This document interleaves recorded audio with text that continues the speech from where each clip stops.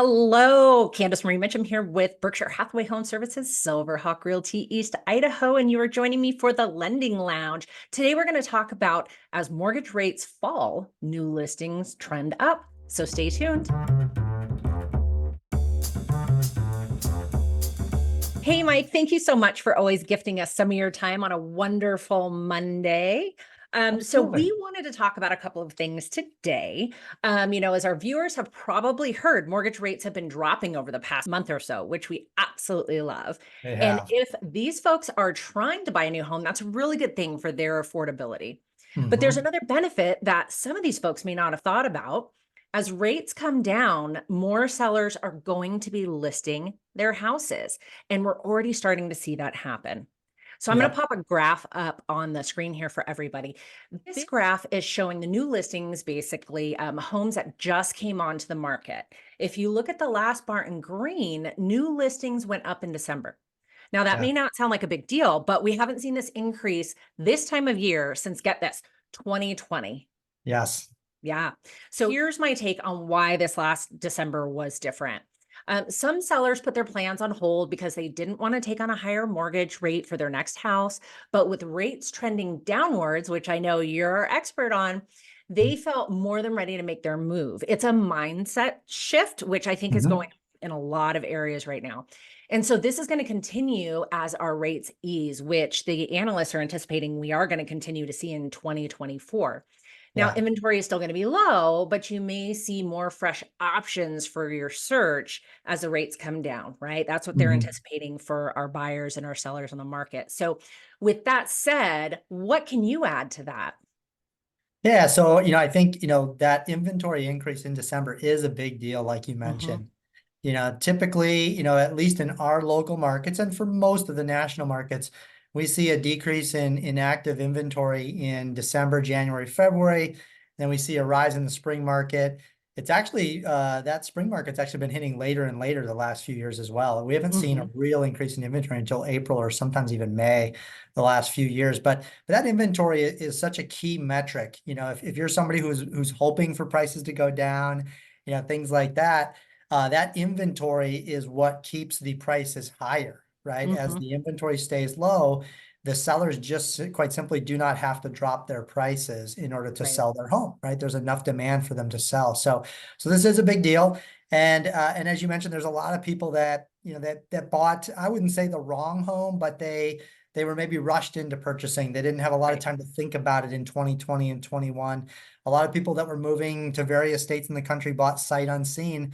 And now Yeah. a couple of years later, they're really feeling like, hey, this might not be the perfect home for me, right? Maybe Yeah. it's not the right location, bedrooms, bathrooms, maybe the family's growing, maybe the family's shrinking, all different kinds of reasons they could need to get out of that home. But it's a tough mental change to go from, hey, I've got a 3% rate and now I'm going to get 7.5%. Right. I totally Yeah. understand the hesitation on making that change. It's got to be a very important life reason to get Yeah. you to make that change. Well, in real life example, right? I mean, Yeah. even we did that a little Yeah. over a year ago. So we were at 2.75, but the house Mhm. just wasn't fitting right, you Yeah. know? So what we did is we ended up selling that home. We got into a new home and we got in at 5, but we Mhm. also did a buy down, right? Yeah. So that's always an option for folks too. Yeah. So there's always reasons to move and there's lots of ways Yeah. to kind of play with that interest rate. I can tell you firsthand. Yeah. So you're a great example. So as wonderful as that 2.7 rate, Yeah. 2.75 rate sounds, the 3.25, there are other things that are more important than that. Yeah. And for you, it was the house, right? Like Yeah. 2.75 in the old house would not have been as nice a life for you guys as 5% in this new house. So, so Hmm. that's a great example. And as the rates come down, though, more and more people are going to have that realization like, hey, like I didn't want to go from 3 to 7.5, but 3 to 6.5 might be okay. 3 to Yeah. 6 might be okay. 3 to 5 might be good. Yeah. And so more and more sellers will think to list their homes. I also think there's a realization in the market now with consumers that the 2 and 3% rates really were an anomaly, right? That was we were very fortunate to have that for 2 or 3 years. I think people are coming to the realization that that's not the norm, and we're Yeah. not going to see that again anytime soon. Yeah. Honestly, we'll be very lucky to get to fours, and fives might be where that might be our kind of our settling point for quite a Right. while. And so you got to ask yourself, if you're a home seller and you're feeling like your home's not quite right, like when do you pull the trigger on that, Yeah. right? When is the time?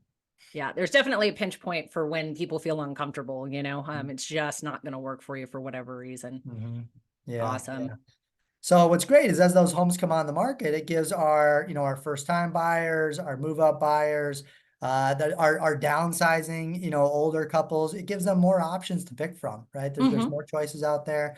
Maybe you've been a home buyer and looked at the home market and not felt like it was the right options for you, even if you could buy. There should be more choices as the rates come down, right? So Yeah. that's a wonderful, wonderful thing. There will also probably be increased competition, right, as the rates come down. So you do want to be very strategic with that game, but we really think this will be a great year for real estate, a bounce back year in most areas of the country, and we're looking forward to lower rates and home prices really, kind of stabilizing and probably a small appreciation in most areas of the country. Yeah, I think so for sure. Well, and before we jumped on the call, I pulled up just some quick stats for our Yeah, local viewers, right? So I pulled up everything in Idaho Falls. That's a single family home currently. That's yeah, either active or pending, which means it's under contract for sale. And I took seven out because they were seven of them because they were over $1 million. But what was left was 258 listings. wow, That's nothing to sneeze at. So there is yeah, still a lot of real estate on the market and there's mhm, still a lot of activity. So when we're looking at that right now, we have single family homes going from 150,000 up to 950,000. And the median in our area again for that single family home is 419,000 and some change. So, yeah. and that's at $155 per square foot. So for everybody who thinks that, maybe things have slowed down, they really haven't, at least not in our area. There's still people got to move for lots of Yeah, different it's been a reasons. busy start to the year. And, at the end of the day, for most people, buying a home is just flat out better than renting or living with Yeah. your family. They say it's the American dream. And for most of us, that is true. Yeah. Hey, put that money in your own pocket in the Yeah. form of equity versus Yeah. building equity for somebody else, right? Yeah. And I'll tell you what I heard in those stats. You mentioned, 250 something homes ranging Hmm. from 150 to 900,000. What I hear there is a lot of different options for people in different Yeah. demographics, different economic situations, right? You don't have to be ready to buy a $400,000 home for the average price. Yeah. Sounds like there's plenty of options below that. And if you're lucky enough to be able to afford much more than that, it sounds like those are available for you too. So I heard a Yeah. lot of choice there. Yeah. Absolutely. And sleepy little Idaho Falls, let me tell you, there were seven homes that are currently on the market over $1 million. And the Yeah. most expensive one was about 2.5. So Yeah. lots of options for lots of different folks. Well, there is a reason that Idaho Falls is a growing area, right? Eastern Yeah. Idaho, very growing, along with many other areas of Idaho. We're still proud to have a very desirable state, a state that a lot of people want to live in, and we've got a lot of positives. You and I both know we're transplants from another state, and Yeah. and we both love it here. Absolutely. So talking about Idaho, let's let our new viewers in on a little secret. Where can you help them and where can Yeah. Movement Mortgage help them? So aside from the great state of Idaho, I can help in Washington, Oregon, and California personally, and then Movement Mortgage can help in all 50 states. So wherever you find yourself, we would have somebody to help. Perfect. So they can just reach out to you. You can help connect them with a great Yeah, lender within the Movement Mortgage network. And you know the absolutely. questions to ask and how to connect the right people, right? Yep, 100%.